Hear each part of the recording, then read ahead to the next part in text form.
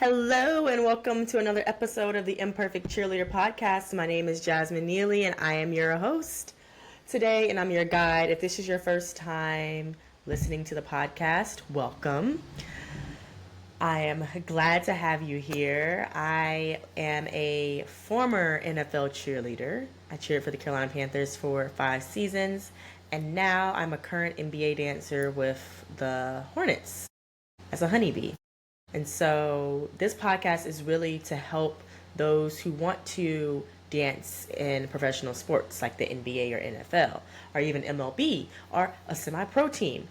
So listen to this podcast if you would like to hear from people who have done that. I interview a lot of great people and former teammates of mine, people in the industry that you may have heard of. I've interviewed one of Beyonce's dancers. I've interviewed performance coaches, psychology coaches, because a lot of people don't talk about the mental that goes into dance and pro cheer and just being an adult and being in these spaces and body image and mental blocks and all of the stuff that comes with it. And I want to bring more awareness to the dance community in this way, the pro cheer community, based off of my experiences, based off of what I know. And I want to give you the tips that you need to succeed in being a better dancer and being a better performer and succeeding in your audition and being on the team that you want to be on. Okay, I want to help you get there. I want to move you closer to that goal. Okay, so if you've been listening for a while, then you know that I'm doing this series, the Dallas Cowboys Cheerleaders Netflix show. And so today we're on we're doing season 2, episode 6. So there's 7 episodes. We're almost done with this series. And I'm excited about this episode because I think there was a lot of good things in this episode that are starting to unfold and come out. So let's get into it. And also, before I get into it, I want to say that if you have a question and you want me to answer it live on the show, then I will do that. I answered 2 questions last time that people sent me in through my TikTok, which is at thepro.cheerleader on TikTok. And then on Instagram, I am at the professional cheerleader. Or you can send me a GM. You can send me a Gmail or email. Gosh, it's been a long day. So yes, my email is the professional cheerleader at gmail.com. So you can send me a question there. I will answer on live on the show. Yeah. Okay, let's get into it. Episode 6 of Making the Team, the Dallas Cowboys Cheerleaders on Netflix. It starts out with Judy talking about her tenure. I don't know if it really starts out like that, but we kind of get in the beginning of the episode. It talks about Judy being the one and only choreographer that they've had for 40 years. And of course, they've brought in choreographers. They've brought in people who can teach and have a more modern approach to choreography. But Judy has been the only one. She's been the one and only. And she talks about how she wants to be vocal to the girls, but she wants to be known as being a hard worker. But she wants to be remembered as being warm. And I found that interesting because I don't know if there was a shift in the first season to this season, but it seems like Judy and Kelly are trying to be a little bit more warm to the girls. They're trying to be not as harsh. Maybe they got some criticism in the first season, but she kind of got choked up there when she was like, yeah, I want to be remembered as warm. And I don't know where that's coming from. Is it coming from an experience that she's had in the past where she wasn't treated fairly or she wasn't treated with respect, or maybe it's something that she may have put out there in her experience being on the other side as a coach or a choreographer, and she's like, at the end of the day, these are women and they deserve to be treated as such, not like talked down upon because of their leg was in the wrong place. Yeah. So I don't know if that's something that she has thought about, and I wonder where that's coming from, that she wants to be remembered as warm, because I'm sure she's seen a lot and done a lot in 40 years being the one and only choreographer on the team. So it starts out like that, and then we kind of get into this little controversial drama when Amanda, who actually has been on my podcast before, go check out the episode that she's on my podcast. I gotta go write that down. I'll put it in the show notes, okay? I'll put that episode in the show notes that Amanda is on. She came on my podcast, actually, just going a little tangent. She came on my podcast when she was auditioning for DCC the first time, and she made the training camp, but she didn't make the team. And then the next year, I think she made the team. And so she made the team that year, but she came on my podcast before she even made DCC. So it's interesting to see her journey through auditioning, getting cut. She used to be a Golden State Warriors dancer, I believe. And she just retired this year, I think, from DCC. So anyway, I say all that to say, go listen to that episode. It's really good, and I think you'll get a lot from it from Amanda, because she's great. So she comes in and has a meeting with Kelly and Judy, and she's talking about how she's feeling. She just wanted to come in and say, like, what's in her head, and she wanted to come talk to her coaches. And her whole thing is like, you know, I'm not getting booked in these appearances that I feel like I should be booked in as a third-year vet. And she feels like she's being overlooked. She feels like she's not seen on the team. She feels like, you know, she's kind of going through all these emotions and saying, like, hey, I'm coming here to voice my concern. Like, is there anything that I need to be doing or that I should be aware of that you all are seeing that I'm not seeing that I need to know about? And I 100% respect her for doing that, because I've had to do that before. And it takes a lot of courage to do, because you do not want to have your hand slapped. You don't want to feel like it's a selfish ask to be seen more. You don't want it to feel like, oh, I'm just thinking about myself here and I'm not getting the appearances I want and this is all about me. You don't want to feel like that. You don't want to come across like that. But at the same time, you want to be able to voice your concerns about how you're doing and performing on the team. If you're not being booked for these major events as a third-year vet, and others have, or people that have come in later than you are being booked for those, then you're going to naturally start to think that it's something. So I highly respect her for doing that, and I'm glad that they showed this conversation happen. And even the more that you get from your teammates, like noticing the push that you get from the girls on the team, and they're starting to ask you, are you okay? Like, you didn't get booked for this. Like, they're noticing it, and you understand that you're not the only one noticing it. That's when you're going to start to feel like, oh, I should do something. I should say something. Because a lot of times you can feel things. You can be like, oh, I'm just in my head. I'm just thinking about this because it's my own feelings. But the moment that somebody else notices it, or you talk to somebody else about it and they kind of validate what you're thinking and feeling, then you feel like, okay, maybe this is a problem. I should probably bring this up. I've definitely been there. And I've had teammates come to me like, oh, are you okay? Like, they're just checking in. And at first I was like, I guess this just happens, But when multiple people started coming up to me, they're like, oh, are you okay? I'm like, okay, yeah, I'm okay. Am I fully okay? No. You try to talk things out. You try to talk yourself out of doing it. Then at one point I was just like, okay, I need to talk to my coach about this because it's heavy on my heart. Okay. Now, Amanda had to do it in front of two judges, or two coaches, which can be a lot and it can be intimidating. But I kind of didn't like the approach that they took, though. Amanda's telling her all this stuff, telling Kelly and Judy all of these things about her, wanting to be booked more. And Kelly is like, okay, well, you should focus on what you're being booked for.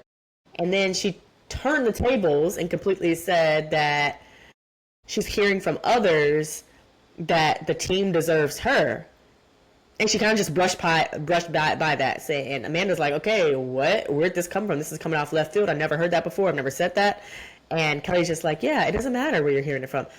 Yeah, it does. I kind of wish that she would push back more on that. Like, you don't just say something like that and accuse me of saying something like that without you telling me where it's coming from. No, you if you brought it up, you should tell me who is saying this. And I thought it was kind of just like, okay, why are you being defensive over this? And I get she's your coach and you want to respect her, but I think that she should have asked a little bit more questions. Like, if people are talking about me like this, yeah, we know that Kelly and Judy talk about the girls. We know that people talk about people behind their backs all the time. People probably talk about me behind my back all the time, okay? People are going to do it. You can't stop. You can't control what people say. So they're going to do it. They're going to talk about me. But if she brought that out, if Kelly says that, the best thing that Kelly could be able to do if Amanda has questions about that is tell her. And maybe she told her in private. But I just thought that was just uncalled for. It's like, I'm coming to you as a woman. I want to have a conversation and you're bringing up this other thing. Like, what does that have to do with anything? I think, the way to approach that is to ask more questions. It's always to ask more questions. I think in leadership, in general, you have to ask people questions, like you are grilling them, kind of. I'm not an expert. I'm not saying I'm an expert at anything or I'm an expert at leadership or coaching. I've never coached a team. But I think just coming from that angle of being curious about what she's saying and not coming at it as a defense mechanism, or she's like trying to defend herself, Kelly, I'm talking about, I think that was just uncalled for. I didn't like it. I didn't like it at all. So yeah, I didn't know how that ended, but I think we know that Amanda ends up, I already told you that she ends up retiring, and I hate it for her because, I really would. I wanted her to see her wishes come true of being booked for these appearances. And then they get into the pay conversation. She's like, well, is it something about pay? Like, does that have something to do with it? And she says, and this is very brave of her, she says, like, I do think that we should be paid more because we're doing all these things. And if we could focus 100% on this. And then Judy comes back and she's like, well, why would we want you to quit your jobs? I just think Judy, like I said before, she has that traditional mindset, an old school mentality. And she's like, why would we want you to quit your jobs? No, we're not asking anybody to quit their jobs. We're just asking that they pay us more. And I'm speaking like a DCC or a cheerleader. They're asking that they just pay them more for what they're worth. They're doing all these things and they're being paid like they are not doing the amount of things that require payment at a higher level for, if that makes sense.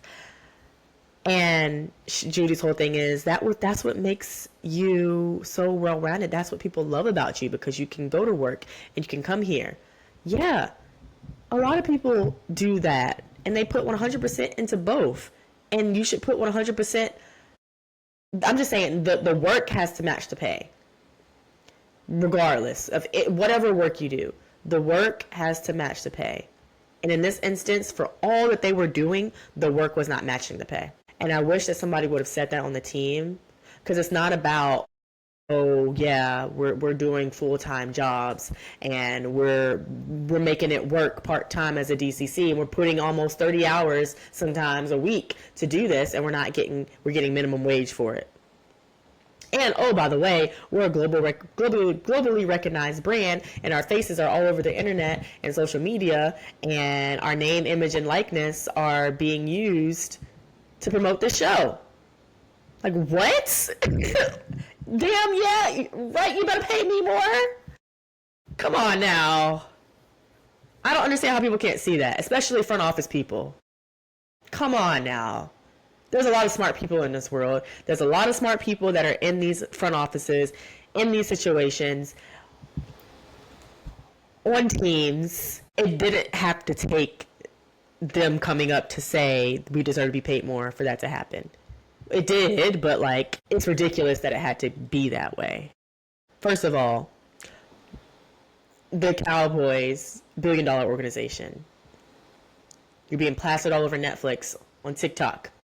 Billions of dollars. There's dollars everywhere, and it's going to everybody but the talent. And you see this a lot, and if you know about TLC, the girl group, with their management and a lot of things that went on with them, they were the most successful girl group at the time.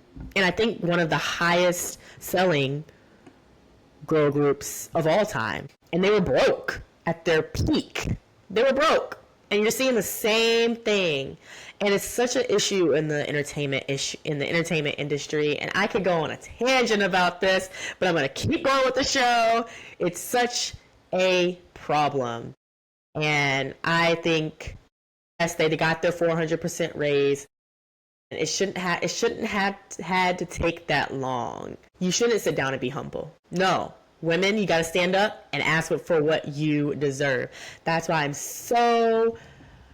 I respect Jada, I respect Amanda, Klein, whoever else was in, Armani. I respect all of them. Megan, who went and fought for this. They went to the source, they went to leadership, they went to legal, they went to HR, and they're like, hey, we deserve more.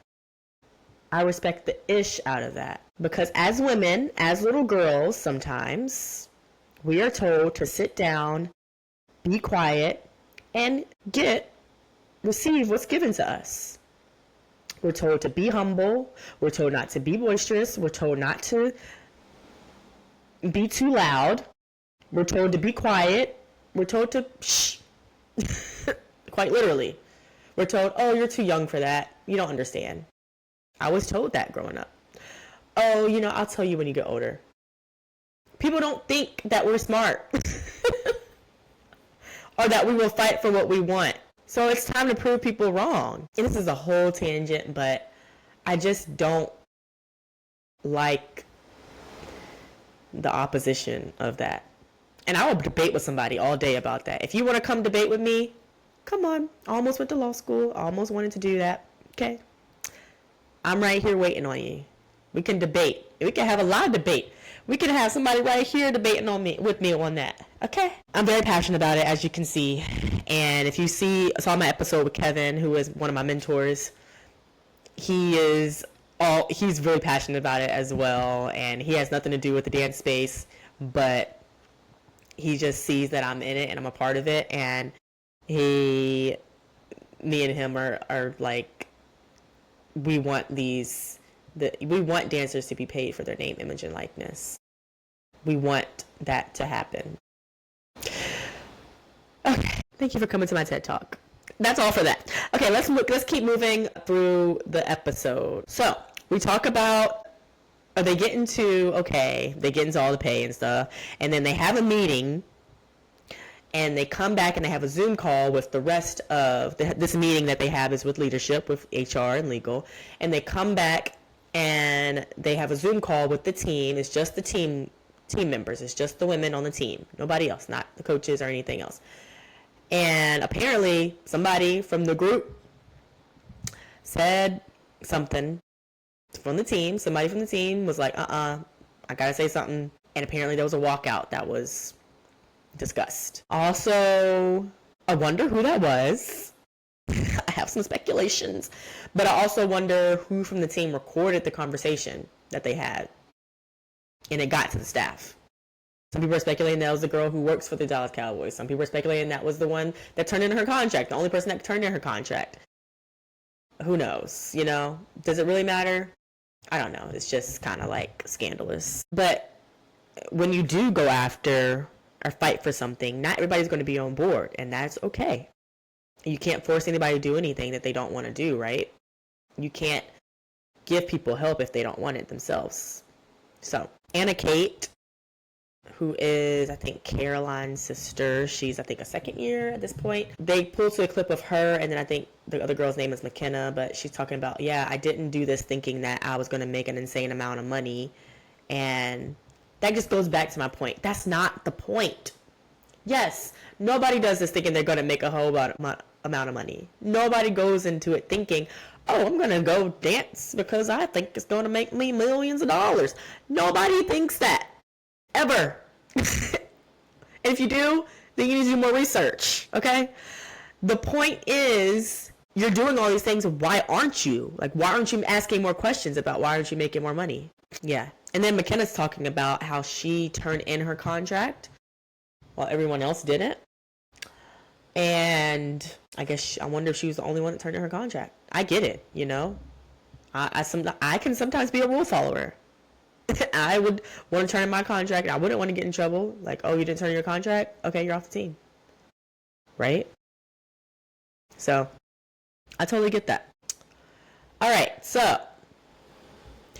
And then we kind of get into, like, the games and how there's so many appearances, so many things going on at once. You have a whirlwind happening, and I know as soon as the season starts, it's like bam, bam, bam, and then before you know it, it's Christmas, holiday season time, and you're like, whoa, where did the time go? The fall season just like flew past us. So you have back-to-back games. You feel like your head is going to spin off because you're just trying to keep up with the schedules and the practices and the appearances. And yes, it's such a whirlwind, but it's a moment in time, and I think they all realize that. And it's moments that you don't get back. So the lack of sleep that you get is worth it. As a 20-something going through this, I don't know how I managed it, honestly, but I totally get that part when they're kind of like going from place to place to place and trying to juggle their life, whether you're in school or whether you're working. It's like all of it, you get lack of sleep. You want to hang out with your friends. You want to hang out with your teammates. You want to do all the things because this is a moment in time in your life. And I say do it all. Don't worry about the lack of sleep. You can sleep later. You can sleep, later. But in your 20s, that's the time to do it.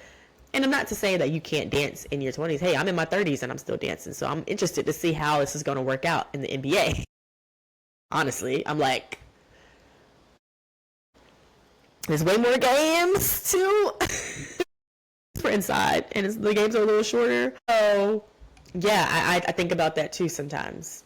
There was one season, my rookie year, where we had 3 back-to-back home games in December. It was insane. It literally felt like that scene in this episode where it's just go, go, go, go, go. Because that 3-week period, it was during Christmas time. It was during holiday season time.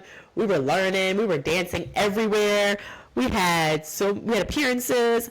It was a lot in 3 games. And at that point, my rookie season, we danced 4 dances each game. What? I loved dancing that much. But 4 dances a game? That's crazy. How did I do that? Sometimes you think about things that you did in your past and you're like, what was I thinking? How did I do that? You just did it. And that's the thing. Like, you can do anything if you just do it. Right? It sounds easy. It's not always that easy. But it just takes movement. Once a movement, what did I say all the time? An object in motion stays in motion. And when you are moving, you continue to move. And you continue with that momentum. And you build up momentum to keep going. And then there's the whole aspect of like your work, and then you transform into somebody else different on the weekends or whenever you go to games. It's like Maddie says that she feels like Hannah Montana sometimes, and it's totally like that. At work today, I was filming myself working, and it's like, wow, I'm going to be working during the day and then doing games at night. It's like I turn into a completely different person. One day I'm running meetings, and then the next day you see me at a Panthers game taking pictures with fans or dancing on the court and being an ambassador for a team. It's kind of crazy to think about like that. You're 2 different people in one day and in the same body. Also, they kind of get into being married as a DCC and DCC husbands and how it's a lot of take and not a lot of give. First of all, I cannot imagine being married as a top cat. It was just too much going on. I will say my teammates that did have husbands and boyfriends, they were some of the best husbands and boyfriends that I've seen ever, besides my own dad and brother. But I was just like, y'all. I remember one husband in particular would pick one of my teammates up from practice, every single practice, whether it was late. He was always there on time. He would even sometimes bring her stuff. Like,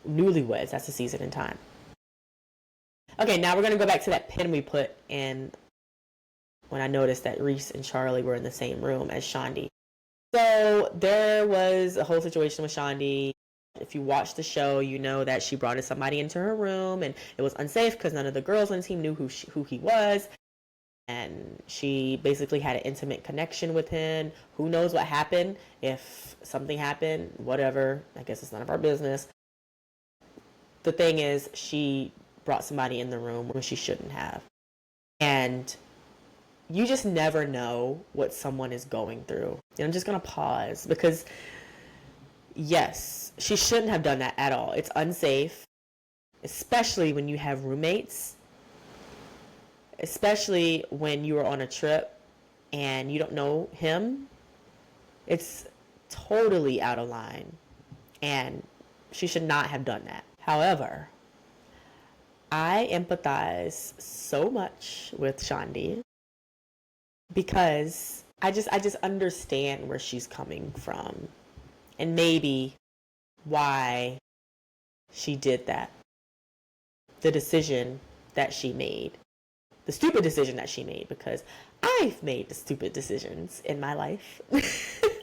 And when you are at a low point, I'm going to speak straight to the mic. When you are at a low point, sometimes the only thing that you need is true companionship, true empathy, and somebody that can understand where you're coming from, and you just need to be around somebody that can understand. And sometimes it's a stranger. Sometimes it's somebody that you have no connection or tie with. Sometimes you just don't know who to turn to, so it's just easier to talk to somebody who may understand where you're coming from, and she found that connection. And once you connect with somebody in that way, it's so hard to break away, because sometimes that's the only thing that you have. So I get it, and yeah, I totally am not condoning it. I think it was wrong what she did, but when you are in such a tough mental space like that, that's sometimes the only place that you can go. And I think people that haven't been in a situation like that don't understand, and they're just like, yeah, it's unsafe, she shouldn't have done that, but they don't understand what comes with being in a tough mental headspace, and how whatever somebody can grab to just get through the day or the night, that's what they're going to do. And yeah, that's it on that. And then the episode ends with Chandi talking to her friend who is, I think her name is Jacqueline, maybe. She was a former DCC, and they're on the couch talking, and Jacqueline's like, yeah, people are going to find out exactly what happened. And they are. People have already been speculating on TikTok and, wherever on the internet. But people are going to find out, and I hope that Chandi is prepared for that. I think she's already been through it. She's probably seen everything on Twitter, on Instagram, on TikTok, on blogs, or whatever. But I just hope that she's mentally prepared for if something did come out. I also thought it was kind of hush-hush about, like, when they got back and the whole team found out. So it's embarrassing for real, but, it is what it is. And at the end of the day, there's more to life than DCC. There's more to life than cheering and dancing. Life goes on.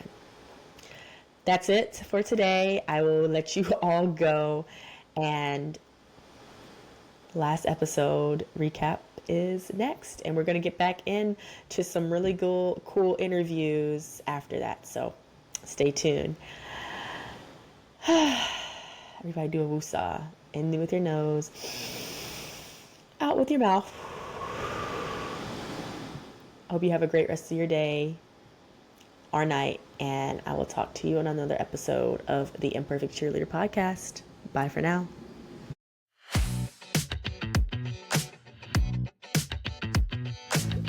Thank you so much for tuning in to the Imperfect Cheerleader podcast. Taking the time to listen while you're busy with all of life's responsibilities means the world to me. If you enjoyed this episode, here are a few ways you can support ICP. Number 1, hit the subscribe button so you always get newly released episodes and never miss them. Number 2, take a screenshot of the episode you listened to and tag at the professional cheerleader on Instagram. We love to repost your tags and shout you out in our stories. Number 3, write a review. This is the best way to show your support for the podcast and helps us bring on even better guests, interviews, and topics. I hope you have a wonderful day, morning, or night, wherever you may be, and are continuing to work towards your goals of becoming a professional cheerleader, dancer, or just someone who loves to move. I'll see you later on another episode of the Imperfect Cheerleader podcast. Toodles for now.